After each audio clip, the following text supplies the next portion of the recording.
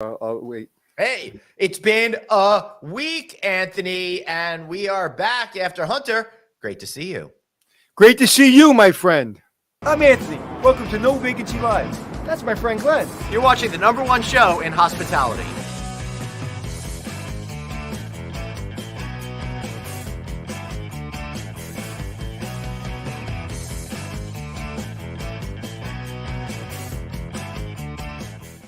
Hey, everybody, welcome back to No Vacancy Live. I'm Glenn Hausman. That's Anthony Melchiori. You are you, and really wonderful at making a decision to join us today. So, Anthony, how are you doing today? I am doing well. I got to tell you something. I know I say this every 6 months, but every time I look at that promo and I see your hair, I laugh. That's why we got to get a new one. That had crazy COVID hair going all over every. The problem with the new one is kind of like, I really like this one. I know, I do too. I think we got to do something like shorter, punchier, just kind of like what happened to sitcom opening credits. You used to have this great song, and now it's just like, and that's it. Well, I'll tell you what happened with Hotel Impossible. We started the first couple of seasons where we had this long intro, and we realized we're losing people at the intro. Right. So the first thing you see now is you see me, and then we do a much shorter intro with kind of, with me kind of in some of the scenes, and boom, we go right at it. And so long intros don't work, but I don't know. I like that one. I do too. And I think you all are going to like what we're doing today. After a week of being at not a whole week. I mean, it was just a few days, but it did a week's worth of damage to my body. Being at the Hunter Hotel Investment Conference, I got to tell you, one of the things that everybody keeps talking about is finding people to work in their hotels, and also about finding, good representation so we could have a good, diverse group of people working in our businesses, right? Did you hear the same thing, Anthony? Absolutely. Not only I heard the same thing, we are really friggin' close to announcing something really special that you know about. That's going to be, we're going to be very involved with people that you know and love. And it's that's one of the reasons. Actually, I'll admit to you. And the only reason I went to Hunter this year, because I had some personal things I had to deal with. My daughter had volleyball stuff that she was doing. I went the name of my book is called Show Up, right? Right. So you know this. I got on a flight at 9:30. I flew to Atlanta for a cup of coffee for a meeting that was very important in reference to what we were talking about. I had my cup of coffee. I got back on the plane. I was in my own bed by 9:00 at night.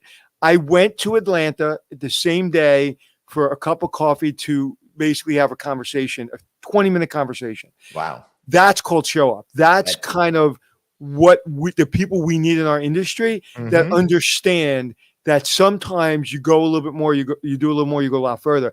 And so I'm really excited to announce something very soon about exactly what you're talking about, getting people excited in the hotel business and getting more people to know about the hotel business.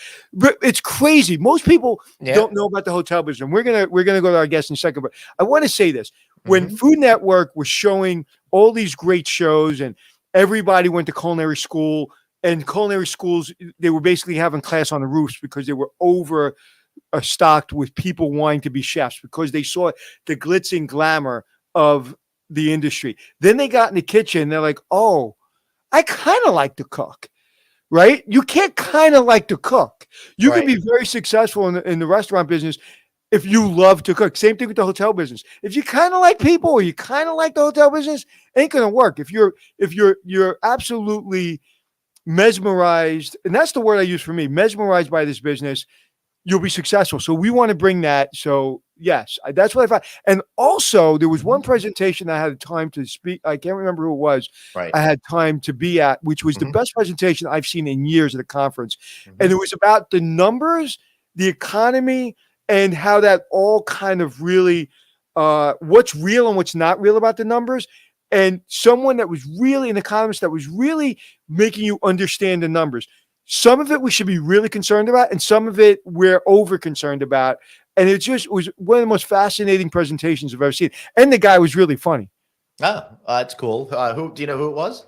I will find it and send it to you. You were too busy dodging me and too busy for me. I want to say that again. That's not true. I went there. I said, hey, let's hook up. had no time for me. You are too important. Number one podcaster, Right. hotel guy in the world. Yeah. You're too important for Anthony. Well, to be fair, I could have met with you. I just tried not to meet with you as much And as I felt it possibly could. every step of the way. All those pesky meetings I had to have, Anthony. You know, it takes a lot to keep this going. But you're talking about showing up for yourself, and someone that has shown up for herself in her career and is now helping others show up for themselves is somebody I absolutely love. And of course, I'm talking about Ashli Johnson, currently executive director of the Marriott-Sorenson Center for Hospitality Leadership. Ashli, so great to see you. So great to be here with you both. Hello, Glenn. Hello, Anthony. Thank you so much for the invitation. Yeah, for sure. So when you were listening to that ridiculous banter between me and Glenn, are you saying I get out of this right now and leave? Just tried hanging up multiple times. I was actually thinking that Glenn also did not have time for me at home. I didn't even see you. I didn't see either of you at that place. I didn't because you're too important for us. I didn't even see you from like afar, where where you could have had the plausible wave or plausible deniability. We didn't even see that. Yeah. Tons of meetings, but a great conference. Yeah, for sure. So, Ashli, what an honor. You're executive director of the Marriott-Sorenson Center for Hospitality Leadership at Howard University. And for those of you who don't know, this was started by a gift. I think it was $20 million from the Marriott Foundation. Is that correct? That is correct. Yep. $20 million gift came from the Marriott Family Foundation, and also a very generous gift from Sorenson is what initially launched this program here at Howard University. That's absolutely, and of course, she's referring to the spouse of Mr. Arne Sorenson, who passed away a little over a year ago, tragically from cancer. But it's so great to see that his memory will live on here, because doing what you're doing now was something that was really close to his heart. Yes? Absolutely. Absolutely. Almost immediately following Arnie's passing, the Marriott family and the Sorenson family started thinking about what was he working on? What was he working so hard to solve for? And he was really trying to crack the code on where are all of the Black executive level leaders in this business? Why are we having such a tough time identifying more Black owners in this business? And what better way to make a monumental gift to Howard University to create the Marriott-Sorenson Center for Hospitality Leadership. We exist to develop generations of Black executive level leaders and owners in hospitality. So, Ashley, before we go forward, why don't you explain a little bit about your history, a little bit about Howard University's history, and a little bit how Marriott initially got involved? Yeah. So I have always worked in the business, as you both know. Have done a little bit of everything, studied hospitality and hotel investment, both undergrad and graduate school, and have worked in the business, have always loved this business. I feel like I come from a hospitality family, although I grew up the child of a Marine Corps officer.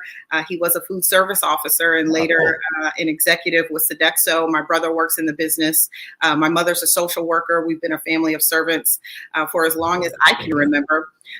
Really focused and dedicated to service to others and to our communities. And so when this opportunity came along, obviously honored to serve as Arne was a giant really to all of us in this business. And so it is a pleasure and an honor to serve in this capacity.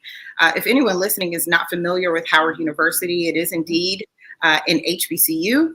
And for some time, it did indeed have a hospitality management program. And that just made, let me just, that means historically Black colleges and universities? Correct. Okay. You got it. And so this institution has been around for more than 150 years.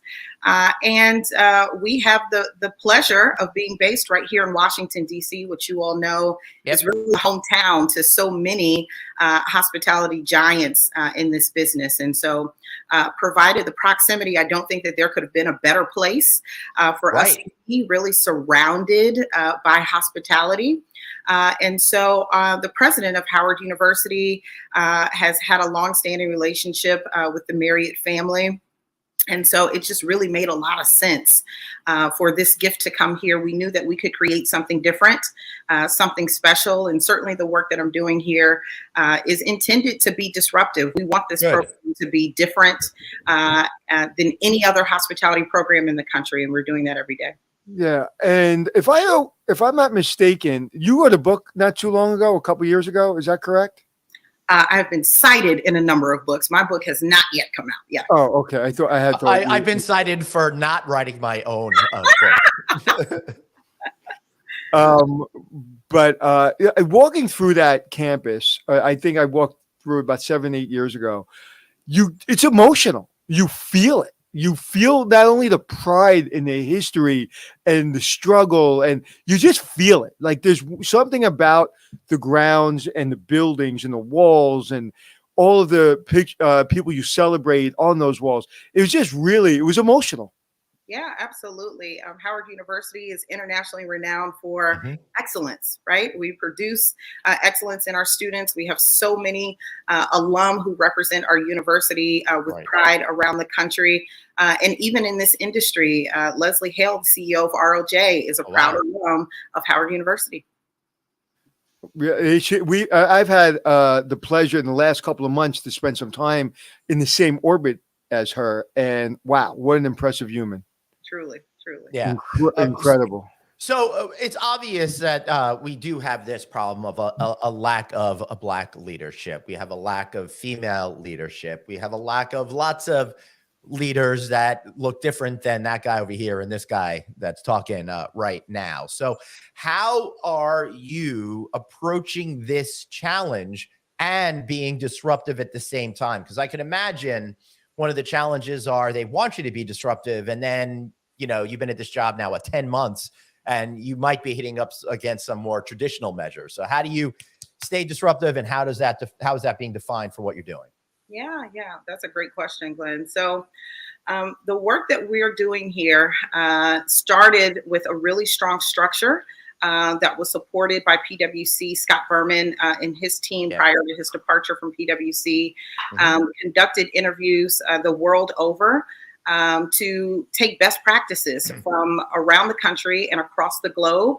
But then also in recognizing that the work that we're doing has never been very intentionally pursued before. And so we knew that a traditional hospitality management degree program was not going to be the solution for the issue. And so part of that informs our decision-making not to create a degree program here at Howard University. I have been tasked with developing business-minded leaders to lead the hospitality industry. And so we know, I often define hospitality as the business of service. And so even when I take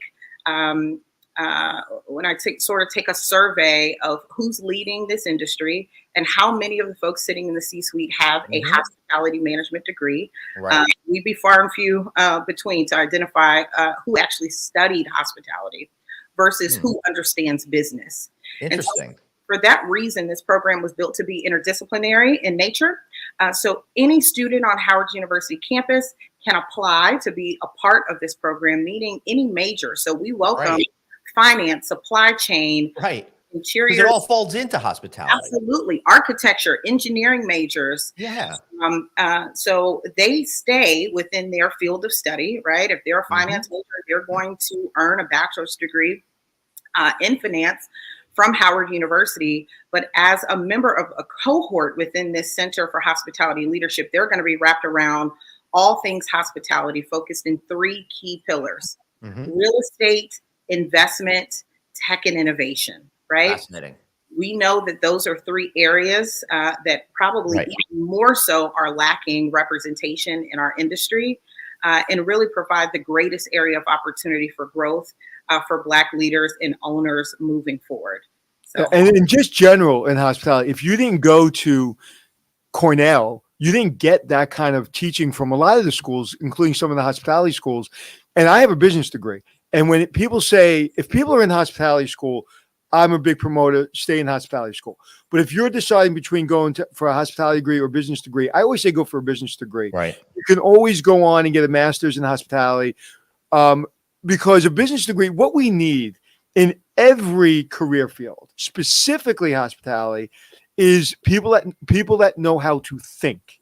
The reason Arne was successful, the reason you're successful, and the leaders in this industry are successful is because not so much they know hospitality, they know how to think. Right. Arne was a lawyer, a corporate lawyer that learned hospitality, but he was a thinker. He was kind. He understood relationships better than probably anybody. I never had the ability to meet him. But the day that he passed away, I cried with everyone else. And I can't remember in my over 35-year career where the entire industry stopped and mourned. I've never seen it. Right. Yeah. He was truly a remarkable leader. I was honored to spend time with him during his days serving as a leader with the American Hotel and Lodging Association. At that time, I chaired the Under 30 Gateway Committee, and that's where Arne and I initially crossed paths. So it is more than serendipitous that I would be leading this program years later. Right. I got to add, what you're doing makes so much sense. One of the issues that we talk about here on No Vacancy Live is there's no shortage of Black people and other people of color in the hospitality industry. It's just that they've never been clued into the fact that there's anything beyond a general manager position in the industry. So what I see you doing is shaping minds to think about the above property level and allowing them to become executives, as opposed to having that state of mind that, oh, I'm going to be maybe a general manager one day. Yeah, and I'm going to own a brand. Yeah, and I love that. Ashley, before you answer that, I love the fact that you made the decision, that you all made the decision to do it the way you're doing it, because coming up the way I came up, it's a hard and long way. And the time you get into those positions of real estate and finance, it's going to be a long time. But if you're already thinking about business and you already have the ability to get into Howard University, that means you're smart, you're passionate, and your trajectory will be a lot faster and a lot more specific than if you came up through a hospitality degree and earned your way to GM and then to asset manager and keep going. It took me 36 years. So I think it's brilliant. Matter of fact, when you first were talking about it, I was like, why would you do that? I completely understand it now. Yeah. I would probably say that's the number one question that I get. Why can't it be a degree program? Can't they get a certificate? Our goal is that our students in their body of work, by the time they finish their time here at Howard University, would be absolutely indisputable to the industry. If you start in the program as a freshman, let's say finance major, by the time you've graduated, foreseeably, you would have interned in 3 or 4 different corporate internships within the hospitality industry. During your time engaging in the programming in the center, you would have attended conferences like Hunter, like Alice, like NYU, all of the major conferences we have a presence at. We invite and are very intentional about inviting a variety of industry leaders into the center to spend quality time with these students. I am very transparent and candid with leaders that say, hey, we'd love to engage with the students. I say that it's bigger than just coming in and speaking to a group of students. Right. We're talking about spending time building relationships. And so C-suite level exposure is key for me. It's important that students are able to see what options are out there for them so that we can help them in pursuing those options. My students tease me all the time because they know that while they need to understand property operations and most certainly have an appreciation for it, that they will not intern at the property level. We are very clear that we're going to set up a very different career trajectory through this program. And I think that is critically important. I think, like you said, very lacking previously to this thought process. When I was coming up, you would need food and beverage, housekeeping, all that stuff, right? Right. And now you see all the leaders that are running these big brands. Not many of them have real hands-on operational experience. And it's so specific in this environment. At the number one priority in the hospitality industry, in order for people to have jobs, in order for people to have fun, in order for you to have a wonderful hotel, a very unique hotel, you have to pay your loan, period. And you have to understand how you pay your loan back. And then you have to learn the accounting of how you pay your loan back. And you have to learn the marketing of the hotel and the revenue management. If you don't get that, it doesn't matter how good you are at wine tasting or at cost controls in food and beverage or in housekeeping. If you don't understand that the number one priority for everyone to have fun is to pay your loan back, and you need to understand how that works. Absolutely. Absolutely. We have an enormous amount of interest on campus here at Howard University for real estate. And we know that that's a key foundational pillar in this business, on the business side of hospitality. And so, we have a real estate club here on Howard's campus with more than 300 students a part of that club. And so our students know that in order to be in business, they've got to understand the economics of business. And so it's a great place to be right now at Howard University. So tell me a story where you spoke to somebody that was a business major, accounting major, real estate major, and had no clue that the hotel industry encompassed all of what we're talking about. Give me one specific story about a person who's like, oh, I didn't know. Do you have any of those stories? Yeah, I've got a ton of them. Like which one to go to first? Tell me the best one. No, you don't need to put names in it, but tell me your favorite aha moment with someone. Yeah, so at the very beginning of the fall semester, we usually host a center fair. And so this was our very first opportunity to engage with students at the onset of the fall semester last year. And so so many students I had already spoken with. Maybe I had spoken in a class or in a club meeting. And a young lady came to me and said, "This sounds so cool. I wish I could be a part of it, but I'm a marketing major." I thought, right. Yeah, this is what we do. Right. Market it, right? And so after speaking with that young lady, I explained to her there are a plethora of opportunities, not only in lodging, but in travel and tourism, wine and spirits. I mean, we can go on and on. And so I was so pleased that young lady was able to join us on a very special visit to Marriott International Headquarters last week. And for her to be able to meet the woman that leads purpose-driven marketing for Marriott International, right? Oh, awesome. Something that, again, students just don't even know exists. Right. So to see those dots so easily come together for a student, it's always a very rewarding experience. Yeah, I mean, you have to share all of those things because they're in a world, if they don't know what they don't know, they don't really know anything exists before 1990 as it is, let alone what's going on around them. Uh-oh, Anthony's making a face. I'm making fun of producer Dave. They don't understand anything other than what happened 30 seconds before on TikTok. And that's not just a younger generation. It's all of us. We're also bought into all of it. But, it is really I just had an epiphany. It's fish where the fish are, right? These people are engaged, their business, they're smart because they're at Howard University and they're being introduced at a high level and you're able to kind of launch a different launching pad. I remember when I was the asset manager, that launching pad was different for everybody in my office than it was for me. It took me a long time to get in that office, but all these kids coming out of these great schools, their launching pad was so much higher and quicker and faster because they went to the right school and they were in the right office. And it sounds absolutely brilliant. And if anything I can do to help you in any way, I'm on a plane. Yeah, well, I appreciate that. We would love to host you here, Anthony. Glenn, you as well. Yeah, Anthony, I'm so glad that you shared that last bit. One thing that I've discovered since being here at Howard, our students are extremely highly recruited by the very best and brightest. And so my challenge to the industry is that if we say that we want the best and brightest Black and brown talent that's out there, it most certainly is here at Howard University. But we're going to have to be competitive in being able to win back some of this talent from the tech industry, from banking, from finance, from investment banking in particular, other real estate conglomerates. The talent is there. We've just got to be ready to receive it. Yeah.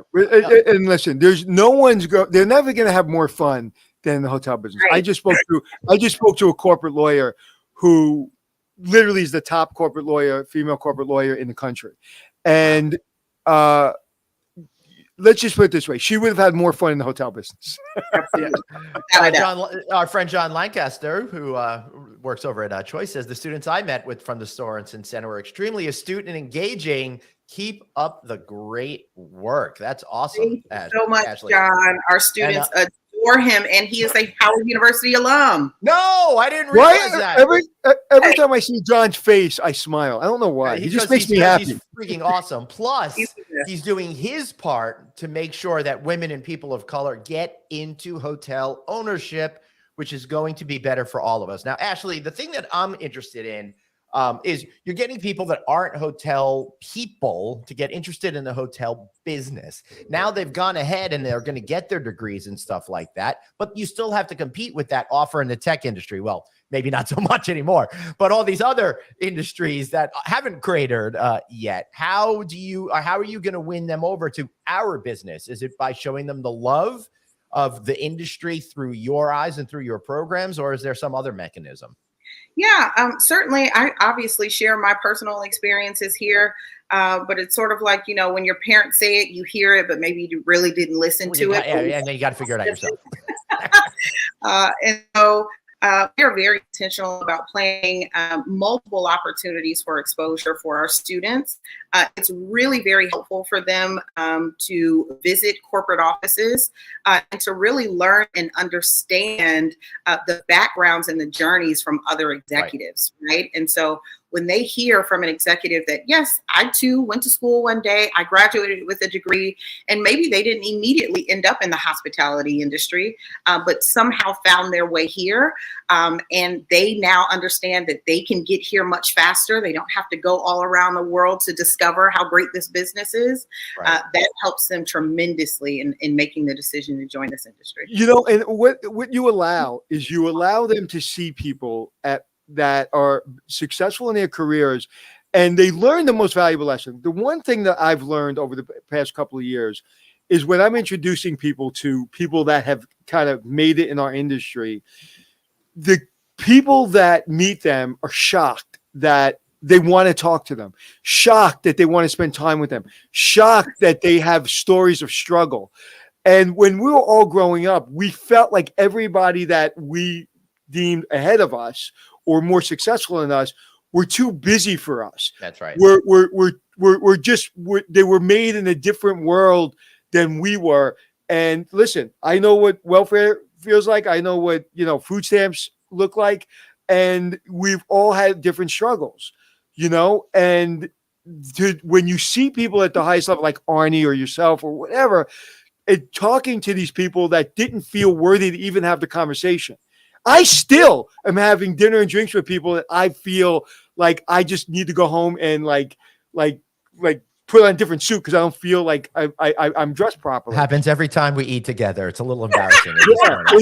but there's an energy about that, and there's a magic, and I can't just overstate it enough, that putting someone that has a gentle power to change somebody's trajectory of their life is how everybody has been successful. There's not one human walking the face of the earth that hasn't had somebody either just push them a little bit, push them a lot of bit, or just guide them. And when people say, well, I don't want to bother them, or they're too busy, or, I don't want anybody's help, I'll do this by myself. Name one person that got anywhere without somebody's help. Yeah. That's so true. And that's why, excuse me, I'm always so grateful for the executives that spend even 10 or 15 minutes with our students. But when I think about really giants in our industry, like Chris Nacetta, that will carve out an hour. For those who don't know. Mm-hmm. Yes, spend an hour worth of time with our students. I think about folks like Paul Cash at Wyndham that said, oh my goodness, Ashli, where are these students? And we'll drop everything to spend hours with these students, walking them through how they make the most important decisions that affect their business on an everyday basis is absolutely priceless. They are changing lives for sure. Yeah, and I'll say for the younger people out there that are reluctant to have those relationships with mentors and stuff like that, they really do want to help you. It makes them feel good as well. So it really is an equitable thing. You're doing them a favor as much as they're trying to help boost you along. Yeah, and one of the things I talk about a lot is do it in your way. My way and Glenn's way are two different styles. Yes, that's right. Don't try. Well, I can't talk to that person. I'm not that kind of person. I'm shy. Then think of a way in your style to get that person's attention. It is really critical that people understand your style works. You may have to flex a little bit, but your style will work for you. But that doesn't mean you don't move forward. Don't allow somebody to move ahead of you. Stay in your style, but do not allow someone to move ahead of you just because you perceive them as more aggressive. Absolutely. Absolutely. That's excellent advice. I tell anyone, particularly while you're a student, a young professional, everyone wants to help in this business. My students often remark after we've spent time with someone, they say, or if we're at a conference, they say, everyone's so nice, Miss Johnson. I'm like, yes, this is the hospitality industry. Yeah. We know that kind, gracious, always. And there's a difference. What's happening, and it happened to me somewhere in my career, where I was in the hotel business, and people that were successful 30 years ago were in the hotel business. If you want to be successful now, you have to be in the business of hotels. Two different things. Yes. The business of hotels, David Bagwell at Tishman said that to me. He said, Anthony, you were a general manager, you were in the hotel business. You are now an asset manager. You are now in the business of hotels. I didn't understand it at that second, but about a second later, I was like, as I was walking away, I go, oh. And really for me, what that means is taking the emotion out of the operation and more like you have to look at it as an asset. And yes, there's emotion and wonderful people in the business, but in order to help all these people, we've got to look at it as an asset, and we've got to look at it as the assets to business. And I thought that was a really good way of looking at it without just sanitizing it and saying it's just about money. And so that's really what you guys are doing. You're really teaching people the business of hotels. Yeah, that's absolutely right. You hit it on the head. So, Ashli, how do you then connect some of these individuals that want to work in the hospitality industry with the hospitality industry for employment beyond mentorships and tours? Yeah, absolutely. So obviously it's a university campus. We have all manner of career fairs. We actually host information sessions here in the center where we provide opportunities for organizations to come in, share more about obviously their organization, what opportunities are available. For example, we've had Pebblebrook here in the space, GE, all manner, all the REITs, all the brands are more than welcome to come in to share about what opportunities are available and how our students can begin the application and candidacy process to pursue those. Awesome. Yeah. I know, Anthony, we got to figure out a way to get down there. Well, you've got to figure out a way to get us over. All I got to do is get an invitation, and I know where the airport is. Well, we're not flying, dude. It's Washington. We drive to Washington, but I can fly to Washington. I'm a 57-year-old adult male. You can't tell me what to do. I'm not telling you what to do. I'm just basing future predictions on past performance. That's damn right. I'll definitely be driving.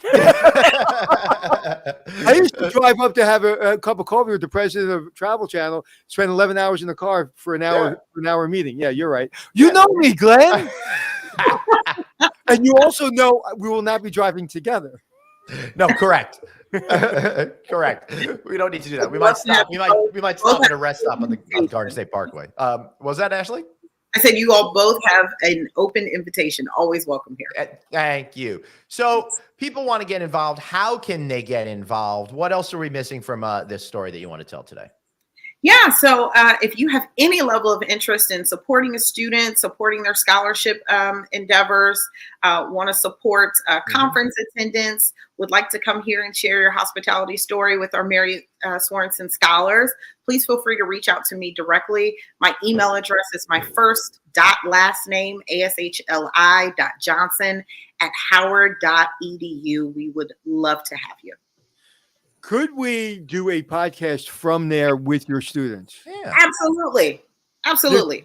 Love that. Actually, all we need is you to tell us a date. Just tell us what works best for you. Coordinate with Glenn, and we will be there.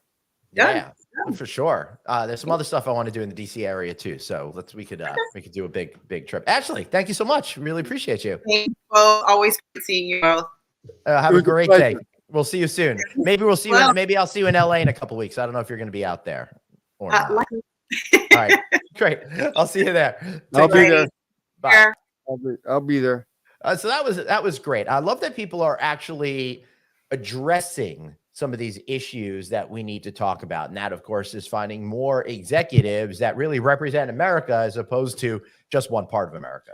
But you know what's brilliant? This is what's brilliant. It's going to take a longer time to get a kid through high school, through a bachelor's degree, through being the frontline employee to the corporate suite. I love the fact that she's catching these people at the level of these people are going into high-end finance or high-end real estate, and they're going to be incredibly successful in C-suites of other organizations and other careers. Why not catch them where they're at?